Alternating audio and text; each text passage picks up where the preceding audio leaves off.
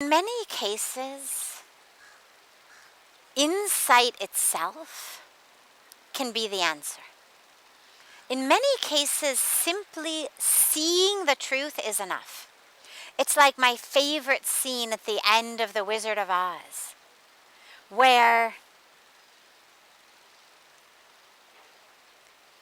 Toto pulls back the curtain, Toto the dog, pulls back the curtain behind which the wizard has been sitting. And everybody thought the wizard was this big, amazing, all-powerful being. But actually the wizard was just a little man with a big projector. And simply pulling back the curtain and beholding this little man with his projector was actually enough to immediately deflate, to dissipate, to dissolve his reign of power and terror. In a lot of cases, simply looking and seeing is enough. It's like the child crying because of the monster in their closet, and then the mom comes in and turns on the light, and lo and behold, it's not a monster, it's a jacket on a hanger. Now, when the mom turns the light out again, the child is no longer afraid. The jacket is still there on the hanger. But the fear is no longer there because the child knows, oh, it's not a monster. I just saw it. It's my jacket on a hanger. Or the snake in the rope. Yeah, it looks like a snake until you turn the light on, then you realize it's a rope. Now the light goes off again. And I'm not afraid now, thinking again it's gone back to being a snake. Once we see, in many cases, just seeing, oh yeah, that's why. And allow yourself to laugh about it. You know, there's an element of lightness with which we really need to take our own emotional dramas. And I don't mean that to discredit or belittle what we've been through. We've all been through a lot. I've been through a lot. But it's not as dark as it seems in our mind when we don't look at it. It's there, it's a piece, it's something that happened. It's just a piece, a moment in time, a few moments in time. And yeah, it left an impression. But there's an intensity with which most of us look at our issues, our story, our drama, our neuroses, as though somehow that was what my purpose here on earth was to just relive and relive and relive and swim in the whirlpool of that which happened in the first 5 or 7 or 12 years of my life. And yeah, there is pain, there's sadness, absolutely. But again, it's just an aspect, a moment, an impression. Allow yourself to have a little bit of lightness. Not denial, not repression, not suppression, not laughing because I'm nervous, none of that. But just a bit of lightness that takes ourselves with a bit of a grain of salt. And I say this from personal experience. There's 2 ways to look at your stuff when you see it. When it becomes obvious as you're meditating, as you're introspecting, as you're contemplating, maybe as you enter therapy, as you do any of these things that brings us face to face with our own sanskaras, why we are the way we are, why we have the issues we have, there's a tendency to take them very seriously. Oh my God, this happened. Oh my God, I was afraid of that.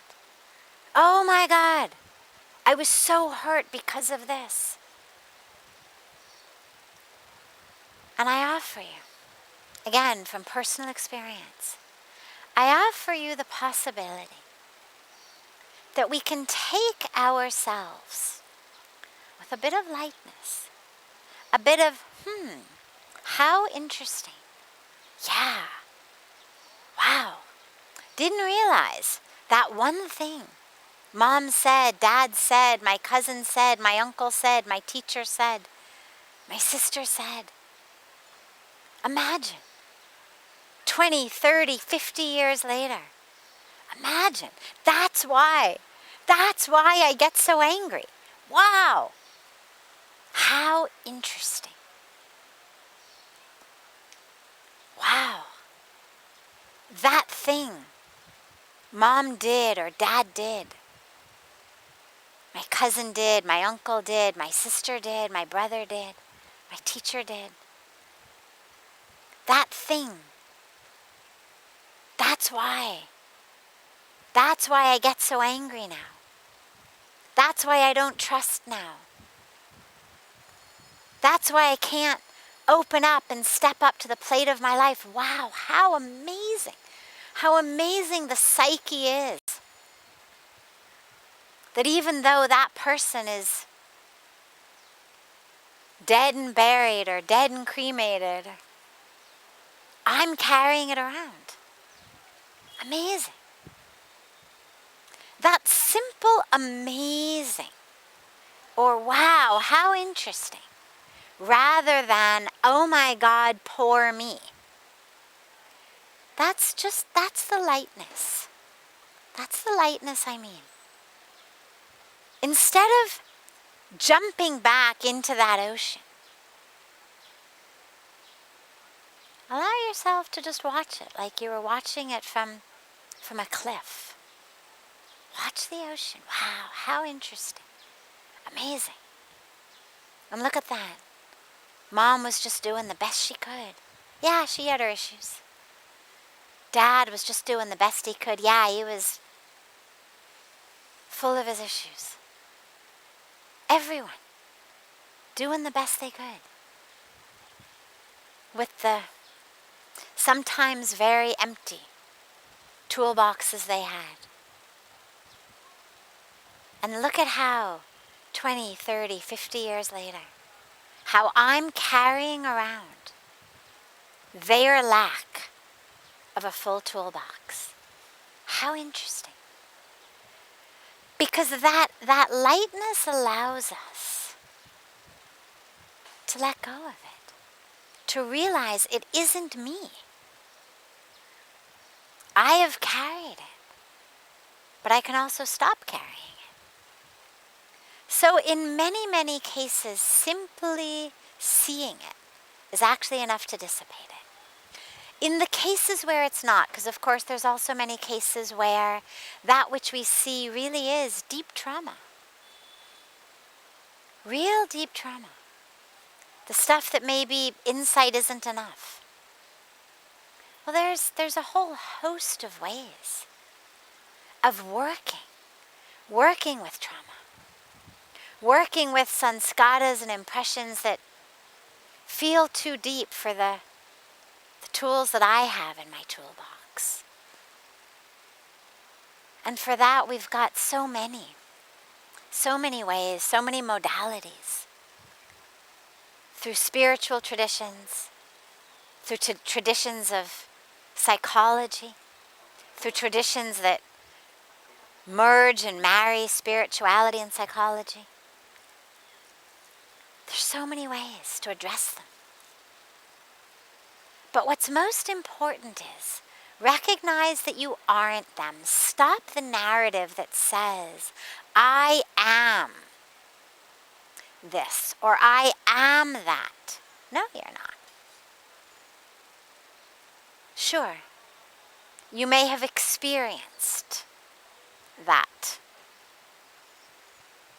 You may have a pattern of electrical and chemical behavior in your brain that we call this. But it isn't you. You're not that which has happened to you. You're not the neurotic way that you've developed to deal with that which has happened to you. You're divine. You're full. You're whole.